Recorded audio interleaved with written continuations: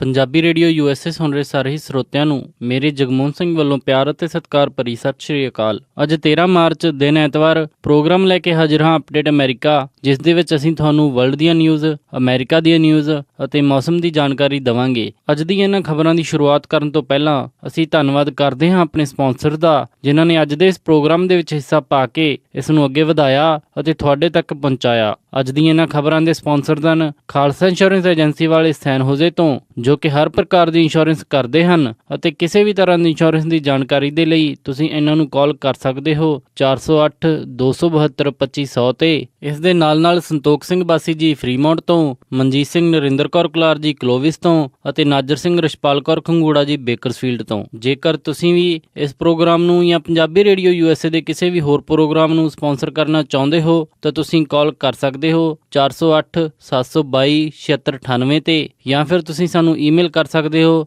info@punjabiradiousa.com ਤੇ। ਹੁਣ ਵੱਧਦੇ ਹਾਂ ਜੀ ਅੱਜ ਦੀ ਪਹਿਲੀ ਖਬਰ ਵੱਲ।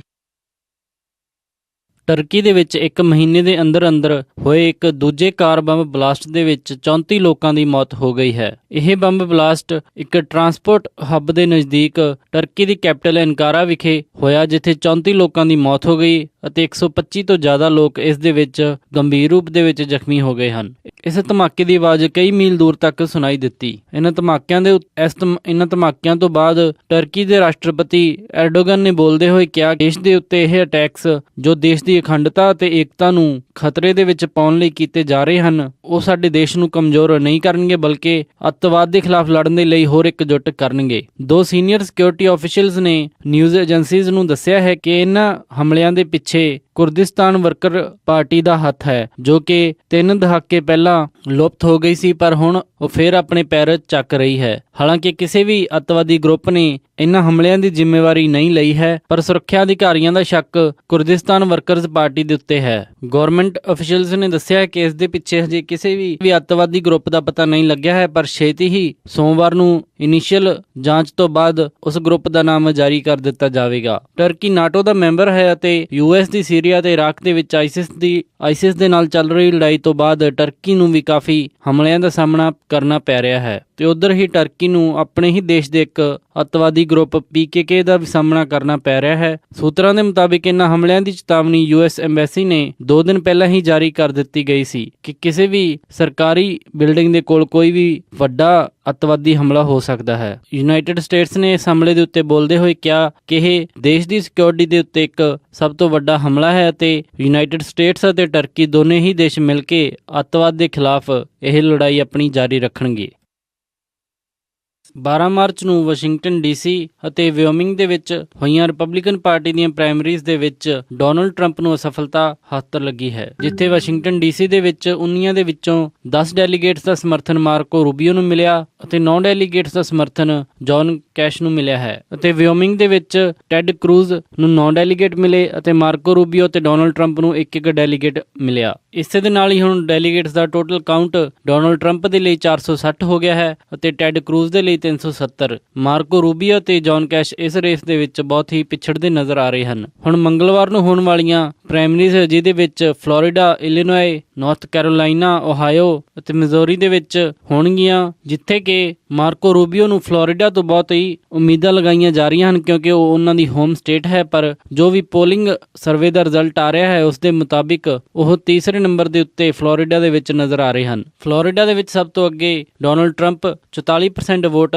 ਲੈ ਕੇ ਨਜ਼ਰ ਆਉਂਦੇ ਹਨ ਅਤੇ ਦੂਸਰੇ ਨੰਬਰ ਤੇ ਟੈਡ ਕਰੂਜ਼ 24% ਵੋਟ ਉਹਨਾਂ ਦੇ ਹੱਕ ਦੇ ਵਿੱਚ ਆ ਰਹੀ ਹੈ। ਪਰ ਇਹ ਹਜੇ ਸਿਰਫ ਪੋਲਿੰਗ ਸਰਵੇ ਹੈ ਤੇ ਅਸਲੀ ਰਿਜ਼ਲਟ ਮੰਗਲਵਾਰ ਨੂੰ ਸ਼ਾਮ ਨੂੰ ਹੀ ਪਤਾ ਲੱਗੇਗਾ ਕਿ ਕਿਸ ਦੇ ਹਿੱਸੇ ਦੇ ਵਿੱਚ ਇਹ ਵੋਟਿੰਗ ਹੋਈ ਹੈ। ਫਲੋਰੀਡਾ ਦੇ ਵਿੱਚ ਜੇ ਕੋਈ ਵੀ ਕੈਂਡੀਡੇਟ ਜਿੱਤਦਾ ਹੈ ਤਾਂ ਉਸਨੂੰ ਸਾਰੇ ਹੀ ਡੈਲੀਗੇਟਸ, ਜੋ ਕਿ ਫਲੋਰੀਡਾ ਦੇ 99 ਡੈਲੀਗੇਟਸ ਹਨ, ਉਹਨਾਂ ਦਾ ਸਮਰਥਨ ਮਿਲ ਜਾਵੇਗਾ। ਉਧਰੋਂ ਓਹਾਇਓ ਦੇ ਵਿੱਚ ਵੀ ਵਿਨਰ ਟੇਕ ਆਲ ਵਾਲੀ ਸਿਚੁਏਸ਼ਨ ਹੈ ਅਤੇ ਉੱਥੇ 66 ਡੈਲੀਗੇਟਸ ਹਨ। ਜੋ ਵੀ ਉਸ ਦੇ ਵਿੱਚ ਜਿੱਤੇਗਾ ਉਸ ਨੂੰ 66 ਦੇ 66 ਡੈਲੀਗੇਟਸ ਦਾ ਸਮਰਥਨ ਮਿਲੇਗਾ ਤੇ ਓਹਾਇਓ ਦੇ ਵਿੱਚ ਜੌਨ ਕੈਸ਼ ਡੋਨਲਡ ਟਰੰਪ ਨੂੰ ਕੜੀ ਟੱਕਰ ਦਿੰਦੇ ਨਜ਼ਰ ਆ ਰਹੇ ਹਨ, ਜਿੱਥੇ ਡੋਨਲਡ ਟਰੰਪ ਅਤੇ ਜੌਨ ਕੈਸ਼ ਦੋਨਾਂ ਨੂੰ ਹੀ 33% ਪੋਲਿੰਗ ਸਰਵੇ ਦੇ ਵਿੱਚ ਵੋਟ ਮਿਲ ਰਹੀ ਹੈ ਅਤੇ ਉਸ ਤੋਂ ਬਾਅਦ ਟੈਡ ਕਰੂਜ਼ 27% ਦੇ ਉੱਤੇ ਨਜ਼ਰ ਆਉਂਦੇ ਹਨ। ਜੇਕਰ ਡੋਨਲਡ ਟਰੰਪ ਓਹਾਇਓ ਅਤੇ ਫਲੋਰੀਡਾ ਦੋਨੇ ਹੀ ਸਟੇਟਸ ਜਿੱਤ ਲੈਂਦੇ ਹਨ ਤਾਂ ਰਿਪਬਲਿਕਨ ਪਾਰਟੀ ਦੇ ਕੈਂਡੀਡੇਟ ਬਣਨ ਦੇ ਲਈ ਉਹਨਾਂ ਦਾ ਨਾਮ ਲਗਭਗ ਪੱਕਾ ਹੁੰਦਾ ਨਜ਼ਰ ਆਵੇਗਾ। ਪਰ ਇਹਨਾਂ ਦੋਨਾਂ ਹੀ ਸਟੇਟਸ ਦੇ ਵਿੱਚ ਜੇ ਟੈਡ ਕਰੂਜ਼ ਜਾਂ ਫਿਰ ਕੋਈ ਹੋਰ ਜਿੱਤਦਾ ਹੈ ਤਾਂ ਡੋਨਲਡ ਟਰੰਪ ਨੂੰ ਉਮੀਦਵਾਰੀ ਜਿੱਤਣ ਦੇ ਲਈ ਹੋਰ ਮਿਹਨਤ ਕਰਨੀ ਪਵੇਗੀ। ਵਾਸ਼ਿੰਗਟਨ ਡੀਸੀ ਦੇ ਵਿੱਚ ਇੱਕ ਮੇਰੀਲੈਂਡ ਪੁਲਿਸ ਦੇ ਅਫਸਰ ਨੂੰ ਗੋਲੀ ਵੱਜੀ ਅਤੇ ਉਸ ਤੋਂ ਬਾਅਦ 2 ਸਸਪੈਕਟਸ ਨੂੰ ਹਿਰਾਸਤ ਦੇ ਵਿੱਚ ਲੈ ਲਿਆ ਗਿਆ ਹੈ। ਅੱਜ ਸਵੇਰੇ ਵਾਸ਼ਿੰਗਟਨ ਡੀਸੀ ਦੇ ਜਾਰਜ ਕਾਉਂਟੀ ਦੇ ਵਿੱਚ ਪ੍ਰਿੰਸ ਜਾਰਜ ਹਸਪੀਟਲ ਦੇ ਵਿੱਚ ਪੁਲਿਸ ਦੀਆਂ ਕਾਫੀ ਸਾਰੀਆਂ ਗੱਡੀਆਂ ਦਾ ਜਮਾਵੜਾ ਆ ਕੇ ਲੱਗ ਗਿਆ ਜਦੋਂ ਇੱਕ ਪੁਲਿਸ ਅਫਸਰ ਜ਼ਖਮੀ ਹਾਲਤ ਦੇ ਵਿੱਚ ਉਸ ਦੇ ਵਿੱਚ ਭਰਤੀ ਹੋਇਆ। ਉਸ ਤੋਂ ਬਾਅਦ ਸਾਰੇ ਪੁਲਿਸ ਅਫਸਰਸ ਆਪਣੇ ਚੀਫ ਦੀ ਵੇਟ ਕਰ ਰਹੇ ਸਨ ਕਿ ਉਹ ਉਸ ਦੇ ਉੱਤੇ ਆ ਕੇ ਕੋਈ ਸਟੇਟਮੈਂਟ ਜਾਰੀ ਕਰਨਗੇ, ਪਰ ਹਜੇ ਤੱਕ ਅਥਾਰਟੀਜ਼ ਨੇ ਇਸ ਦੇ ਬਾਰੇ ਕੋਈ ਵੀ ਇੰਡੀਕੇਸ਼ਨ ਨਹੀਂ ਦਿੱਤੀ ਕਿ ਕਦੋਂ ਫਾਰਮਲੀ ਪੁਲਿਸ ਚੀਫ ਪ੍ਰੈਸ ਨੂੰ ਇਸ ਦੇ ਬਾਰੇ ਬਰੀਫ ਦੇਣਗੇ। ਪਰ ਉਸ ਤੋਂ ਪਹਿਲਾਂ ਪੁਲਿਸ ਨੇ ਜਾਣਕਾਰੀ ਦਿੰਦੇ ਹੋਏ ਕਿਹਾ ਸੀ ਕਿ ਇੱਕ ਪੁਲਿਸ ਅਫਸਰ ਗੰਭੀਰ ਰੂਪ ਦੇ ਵਿੱਚ ਇੱਕ ਸ਼ੂਟਿੰਗ ਦੇ ਵਿੱਚ ਜ਼ਖਮੀ ਹੋਇਆ ਹੈ ਅਤੇ ਇਸ ਮਾਮਲੇ ਦੇ ਵਿੱਚ 2 ਸਸਪੈਕਟਸ ਨੂੰ ਗ੍ਰਿਫਤਾਰ ਕੀਤਾ ਗਿਆ ਹੈ। ਅਸਿਸਟੈਂਟ ਫਾਇਰ ਚੀਫ ਐਲਨ ਡਬਲਡੇ ਨੇ ਦੱਸਿਆ ਸੀ ਕਿ ਇਸ ਸ਼ੂਟਿੰਗ ਦੇ ਵਿੱਚ ਇੱਕ ਹੋਰ ਸਿਵਲੀਅਨ ਬੰਦਾ ਜ਼ਖਮੀ ਹੋਇਆ ਸੀ ਕਿ ਜਿਸ ਨੂੰ ਸੇਮ ਹਸਪੀਟਲ ਦੇ ਵਿੱਚ ਭਰਤੀ ਕਰਵਾਇਆ ਗਿਆ ਹੈ। ਆਫੀਸ਼ੀਅਲਸ ਨੇ ਦੱਸਿਆ ਕਿ ਇਹ ਸ਼ੂਟਿੰਗ ਇੱਕ ਵਾਸ਼ਿੰਗਟਨ ਡੀਸੀ ਦੇ ਜਾਰਜ ਕਾਉਂਟੀ ਦੇ ਵਿੱਚ ਇੱਕ ਕਮਿਊਨਿਟੀ ਸੈਂਟਰ ਦੇ ਕੋਲ ਹੋਈ ਜਿੱਥੇ ਕਿਸੇ ਨੇ ਪੁਲਿਸ ਅਫਸਰ ਦੇ ਉੱਤੇ ਗੋਲੀਆਂ ਚਲਾਈਆਂ। ਇਸ ਤੋਂ ਬਾਅਦ ਪੁਲਿਸ ਨੇ ਟਵਿੱਟਰ ਦੇ ਉੱਤੇ ਟਵੀਟ ਕਰਕੇ ਉੱਥੋਂ ਦੇ ਰਿਹਾਇਸ਼ੀ ਇਲਾਕਿਆਂ ਦੇ ਵਿੱਚ ਰਹਿਣ ਵਾਲੇ ਲੋਕਾਂ ਨੂੰ ਅਪੀਲ ਕੀਤੀ ਸੀ ਕਿ ਉਸ ਏਰੀਆ ਦੇ ਵਿੱਚ ਆਉਣਾ ਜਾਣਾ ਅਵੋਇਡ ਕਰਨ ਕਿਉਂਕਿ ਉੱਥੇ ਇੱਕ ਬੰਦੂਕਧਾਰੀ ਵਿਅਕਤੀ ਹੋ ਸਕਦਾ ਹੈ। ਹਜੇ ਕਿਸੇ ਵੀ ਸਸਪੈਕਟਸ ਦੀਆਂ ਕੋਈ ਵੀ ਡਿਟੇਲਸ ਜਾਰੀ ਨਹੀਂ ਕੀਤੀਆਂ ਗਈਆਂ ਹਨ ਜਿਨ੍ਹਾਂ ਨੂੰ ਫੜਿਆ ਗਿਆ ਹੈ ਜਾਂ ਫਿਰ ਕੋਈ ਹਜੇ ਪੁਲਿਸ ਦੇ ਸ਼ੱਕ ਦੇ ਘੇਰੇ ਦੇ ਵਿੱਚ ਹੈ। ਹਜੇ ਤੱਕ ਇਹ ਸਾਰੀ ਜਾਣਕਾਰੀ ਪੁਲਿਸ ਨੇ ਗੁਪਤ ਰੱਖੀ ਹੋਈ ਹੈ। ਪੱਛਮੀ ਅਫਰੀਕਾ ਦੇ ਵਿੱਚ ਆਈਵਰੀ ਕੋਸਟ ਦੇ ਉੱਤੇ 3 ਹੋਟਲਸ ਦੇ ਉੱਤੇ ਹੋਏ ਹਮਲੇ ਦੇ ਵਿੱਚ 16 ਲੋਕਾਂ ਦੀ ਮੌਤ ਹੋ ਗਈ ਹੈ। ਇਸ ਹਮਲੇ ਦੀ ਜ਼ਿੰਮੇਵਾਰੀ ਅੱਤਵਾਦੀ ਗਰੁੱਪ ਅਲ-ਕਾਇਦਾ ਨੇ ਲਈ ਹੈ। 6 ਬੰਦੂਕਧਾਰੀਆਂ ਨੇ ਇਹਨਾਂ ਹੋਟਲਸ ਦੇ ਉੱਤੇ ਹਮਲਾ ਕਰ ਦਿੱਤਾ ਸੀ ਜਿਸ ਦੇ ਵਿੱਚ 14 ਸਿਵਲੀਅਨਸ ਅਤੇ 2 ਸੋਲਜਰਸ ਦੀ ਮੌਤ ਹੋ ਗਈ ਹੈ। ਰਾਸ਼ਟਰਪਤੀ ਕੁਆਟਾਰਾ ਨੇ ਦੱਸਿਆ ਕਿ ਇਸ ਹਮਲੇ ਦੇ ਵਿੱਚ 6 ਹਮਲਾਵਰਾਂ ਦੀ ਵੀ ਮੌਤ ਹੋ ਗਈ ਹੈ। ਫਰਾਂਸ ਦੇ ਰਾਸ਼ਟਰਪਤੀ ਫ੍ਰੈਂਕੋਇਸ ਹੋਲਾਂਡੇ ਨੇ ਵੀ ਇਸ ਦੇ ਉੱਤੇ ਨਿੰਦਾ ਕਰਦੇ ਹੋਏ ਕਿਹਾ ਕਿ ਇਹ ਇੱਕ ਕਾਇਰਾਨਾ ਹਰਕਤ ਹੈ ਜੋ ਕਿ ਅੱਤਵਾਦੀ ਗਰੁੱਪ ਨਿਰਦੋਸ਼ ਲੋਕਾਂ ਨੂੰ ਮਾਰ ਕੇ ਕਰਦੇ ਹਨ। US ਐਮਬੈਸੀ ਨੇ ਵੀ ਇਸ ਹਮਲੇ ਦੀ ਕੜੀ ਨਿੰਦਾ ਕੀਤੀ।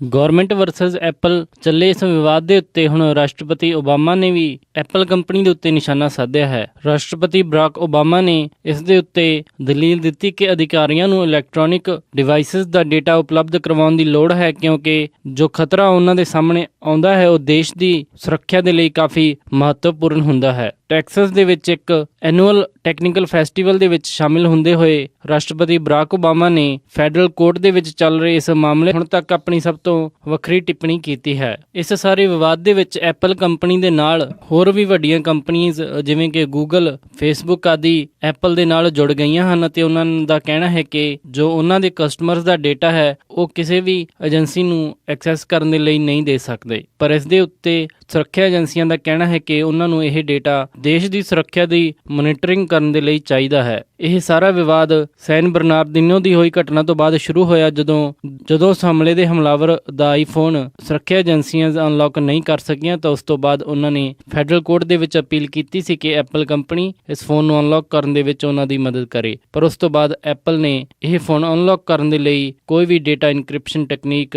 ਏਜੰਸੀਜ਼ ਨੂੰ ਦੇਣ ਤੋਂ ਇਨਕਾਰ ਕਰ ਦਿੱਤਾ ਸੀ। ਇਸ ਤੋਂ ਬਾਅਦ ਇਹ ਮਾਮਲਾ ਲਗਾਤਾਰ ਚੱਲਿਆ ਆ ਰਿਹਾ ਹੈ ਤੇ ਅੱਜ ਰਾਸ਼ਟਰਪਤੀ ਬਰਾਕ ਓਬਾਮਾ ਨੇ ਇਸ ਦੇ ਉੱਤੇ ਆਪਣੀ ਟਿੱਪਣੀ ਦਿੱਤੀ ਹੈ।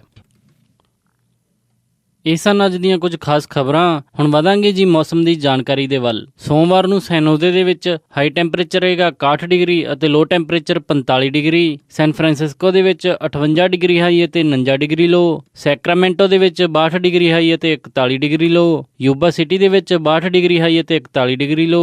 ਸਟਾਕਟਨ ਦੇ ਵਿੱਚ 63 ਡਿਗਰੀ ਹਾਈ ਅਤੇ ਰਾਤ ਨੂੰ 43 ਡਿਗਰੀ ਲੋ।